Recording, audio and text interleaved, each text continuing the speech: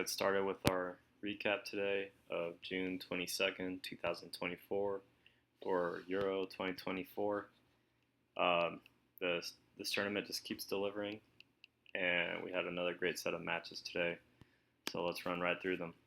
First one was Georgia and Czech Republic. So we had a 1-1 tie here, and I think this is a pretty justifiable result, even though Czech Republic seemed like the better team in the end. They had the more clear-cut opportunities, and Georgia put up a great fight also. So it was a lot of fun to see what these teams could do. Yeah, Georgia getting their goal off a penalty kick. Uh, Questionable hand call decision. I don't love to see it, but that's what the call was. They did the VAR check and everything, so kind of hard to dispute against that. And Czech Republic, Patrick Schick had their goal. It was almost a funny type of goal, one you rarely see. Schick didn't even know the ball was bouncing his way, just hits him off the chest and slowly bounces into the goal. He doesn't even need to take another touch. And unfortunately, he came out a few minutes afterwards. Seemed like he was having some kind of calf muscle just disturbance. So it could have been a cramp, or hopefully it's not worse. Georgia, they missed a big opportunity in the end, even though Czech Republic, they got a couple good shots off. But yeah, Georgia just had a chance at the end of the game, 94th minute, 95th minute. The guy just missed the target, and it took the slightest of bounces, by the time he made the contact with the ball. So it was just always going to rise. So it would have been a good hit if the ball were actually just fully on the ground, but you see the replay, just a sliver over, it's rising as he hits the ball, and that's that's one of the things that caused him to miss a shot, I would say. But a good matchup to start the day. And yeah, before we cover the group, let's cover this next matchup. So got this one right. 2 points for getting the correct score. Now, the other big game for today, it's not Portugal, Czech Republic. It's Portugal, Turkey. So, right, let's cover Portugal, Turkey. And no Arda Güler for Turkey to start the game, so they're already playing in a bit of a disadvantage, at least on the offensive side, and just being able to have that guy for extra creativity on the ball and opportunities.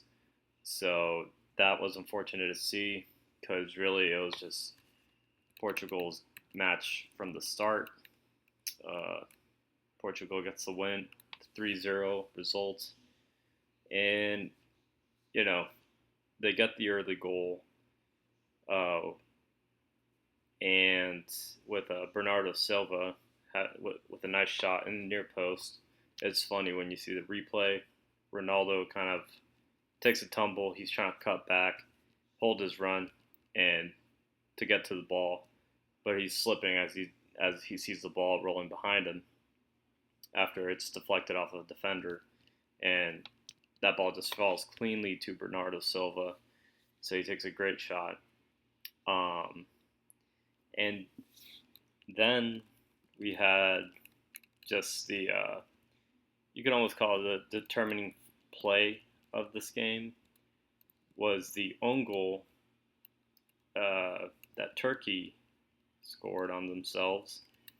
It was coming off the break where Cancelo has the ball. He looks to play Ronaldo. He tries to. Cancelo doesn't understand where Ronaldo's going, and Ronaldo's obviously having different ideas from what Cancelo was thinking. So it's immediately intercepted by the Turkish defender. Tries to pass it back to the goalkeeper, and he probably just didn't see where his goalkeeper was. He assumed he was in a different location, and it just rolls right past him. They try to save it in the end, but that ball's clearly over the line. So that was just a huge, huge play in this game, and it just felt like there was no looking back for Portugal. Another interesting part was that we actually saw Ronaldo pass the ball when, you could say he almost had a clear goal. It probably wasn't the best of angles coming from the right side, and it seemed like the keeper had good positioning on that too, if Ronaldo were to take the shot. So I applaud Ronaldo for just making the play and getting the easy goal, passing it off to Bruno Fernandes. Um, just coming off another break where Ronaldo makes a great run. There's a great ball being played through. Maybe the defender, I think one of the defenders slips that, he would have been the only guy that could have cut off that pass to Bruno Fernandes or, just close down Ronaldo a little further, but he slips. So it's just Bruno Fernandes and Ronaldo straight through on goal. And bam, they make it work. Hats off to Ronaldo. And we just got to see a lot of the quality that this Portuguese side has. So it's very satisfying to see when they're able to just gel a little better. They're playing a little more fluidly. You got Vitinha, Bernardo Silva, Bruno Fernandes in the center midfield, and it's just you can never complain when you have these guys on the field. So they have a lot of similar skill sets in the sense that they're great with the ball at their feet. They're quick to make these sharp cuts and find the passes that they want to play. And I think the one thing that separates these players from one of them, especially Bruno Fernandes, is that Bruno Fernandes specifically is a tremendous shooter of the ball, as compared to Vitinha and Bernardo, who can still hit a nice ball as well. But I'll just give the edge to Bruno there. Still, they have these three players on the field, and they're ultra creative in just what they can do in the build up and counterattacking and just making those opportunities happen. Still no goal from Ronaldo, but I think against Georgia, it's his time to score. It's like one of those things where he's just due to score. So, but Portugal are getting results, and it seems like that's what Ronaldo cares about most. Despite him wanting a goal very, very bad. And I'm sure these Portugal players are still looking to feed him. Positives from Turkey. It's hard for me to recall anything just because of how the match went. But once again, once Arda Güler was brought onto the field, he was starting to make some differences there on the offensive end, and you could see that he just has a different skill set than any of his teammates. Also, just the second he gets the ball, he does just some nice touch. He has some nice control with the sole of his foot, and he moves the ball to a space where nobody expected him to. So, just very exciting, and I'm glad we got to see him play here. Let's see what Turkey can do against Czech Republic. This is going to be a tough match. Oh, man. I can't wait to see this one.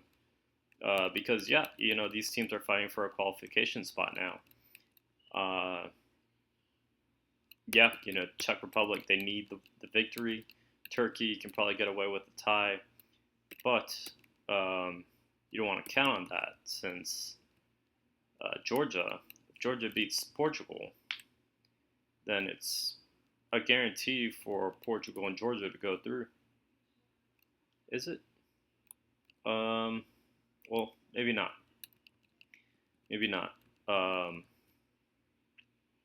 right, because Turkey beat Georgia. So, um, yeah, Turkey at least need to draw, or but just taking a 3-0 deficit to Portugal kind of hurts them. Um, so it's just going to be interesting to see which one of these teams comes out of there, because all three of them still have a chance. Portugal's pretty much guaranteed with 6 points. Yeah, I mean they're through. Um, and they pretty much are taking that first spot. Also, Turkey would just have to batter Czech Republic, and over here I have a 3-0 prediction. But after seeing Czech Republic in this tournament, I don't think this is going to be the case anymore. So, yeah, we'll make some predictions here in the next video. So I think this wraps it up for Group F. Let's check out Group E, the last matchup of the day. So yeah, Belgium, Romania, whole lot of fun here. Obviously, my prediction was Romania a couple days ago, just because it was just disappointing to see how Belgium looked the other day. So I was kind of just running with that momentum. But the closer this game got to kickoff, the more I thought, there's just no way in heck that Belgium can let this slide, especially with the amount of talent they have at their disposal. Trossard, Lukaku, De Bruyne, Doku, and we got to see a lot of Luke Benenka, the new Arjen Robben potentially. Guy was killing it there on the right wing, despite just coming close to having a goal, but not quite getting it. So yeah, we got Belgium on a 2-0 win. Romania still looked scary dangerous once they received the ball and they were able to ping a couple passes. I mean, they were just so quick to know where these open spaces are. And maybe that's because of how Belgium was lined up. They were pretty much ready to score as many goals as they could, especially in that first half, into some extent in the second half until just about the end, where they just had Romania was just threatening them so much that Belgium just had to play just a bit more conservative to not give up a goal. So very fun matchup. I think this is probably one of the matchups that has the most shots from both teams combined at goal. So it was a lot of fun to see. And Romania still have a chance here too against Slovakia. They have 3 points. They look like a very strong side. I think they should get this result against Slovakia. I praise Slovakia a lot after that Belgium victory. Just riding that momentum right. But after the last performance against Ukraine, there are some concerns with this team. It's probably just it's not fast enough. And Romania, if they come out like they did against Belgium, they're going to win this game. And then we have Belgium and Ukraine. This could be another fun one too, since Ukraine, they have nice speed up top, and Belgium's going to look to win this game. So the breaks are going to be open here for Ukraine to expose. So this should be a fun one as well. So that's my recap. We're going to make some match day 3 predictions now. Thank you.